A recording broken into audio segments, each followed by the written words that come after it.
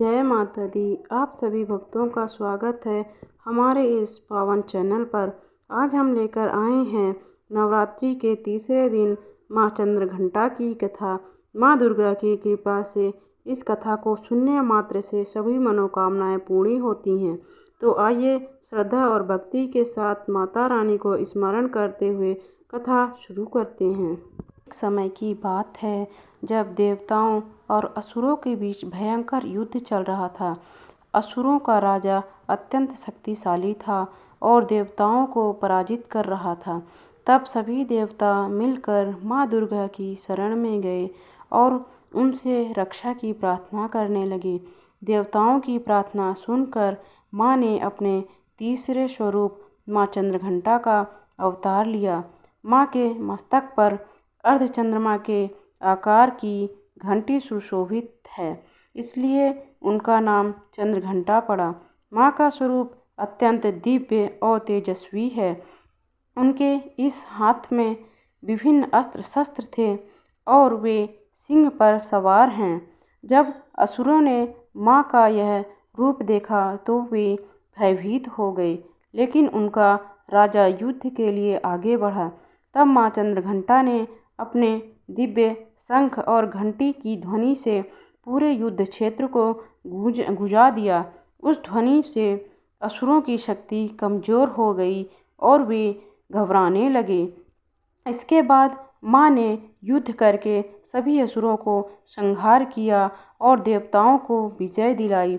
माँ चंद्रघंटा की कृपा से भक्तों के सभी भय दूर होते हैं और जीवन में सुख, शांति और साहस आता है। अब हम पूजा की विधि के बारे में जानते हैं।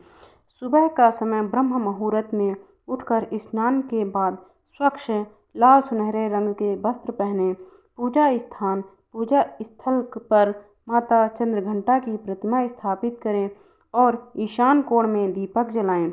पूजन की सामग्री के बारे में जानते हैं।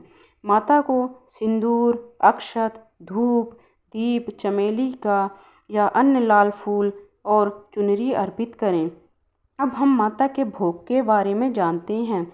माता रानी को दूध से बनी खीर व मिठाई का भोग लगाएं। अब हम मंत्र के बारे में आपको बताते हैं। तो हमें नवरात्रि के तीसरे दिन इस मंत्र का उच्चारण करना चाहिए।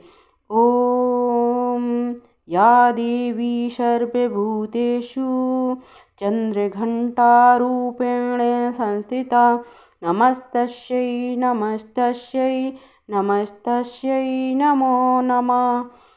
इस मंत्र का जाप करें और माता को गाय के घी से बनी हुई सफ़ेद मिठाई या खीर अर्पित करें।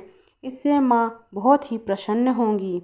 और माता रानी को शुभ रंग लाल बहुत ही प्रिय है, इसलिए आप माता रानी को गुड़हल का फूल अर्पित करें। इस तरह से आप माता रानी की पूजा करिए और आस्था भक्ति से माता से प्रार्थना करिए कि हे माँ, अगर मुझसे पूजा पाठ में किसी भी तरह की कोई भी भूल हो गई हो या कमी हो गई हो तो हाथ जोड़कर क्षमा याचना करें और माता को दंडवत प्रणाम करें। तो हम फिर से एक बार इस कहानी को दोहराते हैं। महिषासुर ने घोर तपस्या से ब्रह्मा जी से वरदान पाया था कि उसे कोई पुरुष, देवी या दानव नहीं मार सकता है। इसके अहंकार में उसने स्वर्गलोक पर आक्रमण किया और देवताओं को हराकर स्वर्ग से बाहर कर दिया। राक्षस के अत्याचारों से परेशान होकर देवता विष्णु और शिव के पास पहुँचे। देवताओं के क्रोध और ऊर्जा से एक दिव्य कन्या का जन्म हुआ जो देवी चंद्रघंटा कहलाई। भगवान शिव ने उन्हें त्रिशूल, विष्णु ने चक्र और इंद्र ने घंटा और सूर्यदेव ने तलवार व शेर की सवारी प्रदान की। 10 भुजाओं वाली माता रानी ने सिंह पर सवार होकर भीषण युद्ध में महिषासुर और उनकी सेनाओं का संहार किया और देवताओं को भय मुक्त किया। बोलिए माँ शेरों वाली की जय, बोलिए माँ चंद्रघंटा देवी की जय। कथा अच्छी लगे तो सभी लोग चैनल को लाइक और सब्सक्राइब करें ताकि माता रानी तक आपका प्रणाम पहुंच सके और आपको माता रानी का आशीर्वाद मिल सके। सभी भक्तों को